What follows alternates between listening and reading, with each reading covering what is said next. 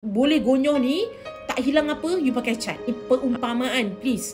Okay, pakai makeup memang boleh hilang. Behave, jangan gonyoh. Dab, it's okay. Letak dekat tepi sini. Cantumkan dia. Kita fill in the blank. Nampak?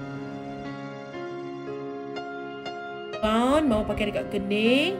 Dia memang terletak elok sangat. Tengok macam ni. Letak dekat kening, letak buat macam ni. Tarik je. Dia terus jadi. Wah, Masya Allah. Nampak tak? Okey, lepas tu atas kita letak macam ni. Kalau tanya Mama, suggest beli warna apa? Dua-dua. Sebab Mama in love dengan yang warna brown ni. Mama tak pakai sebelum ni warna brown. Tapi sebab masa Mama live, ada yang minta Mama pakai dekat kening. Lah cantik, Mama in love. Macam tu.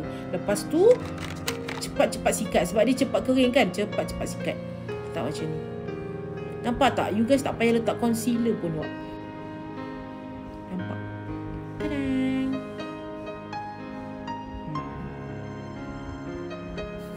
Ini bukan eyeliner yang Mama pakai. Dan ini adalah eyeliner yang Mama pakai. Tengok. Okay, dan tengok yang ini. So, tengok. Berbeza kan?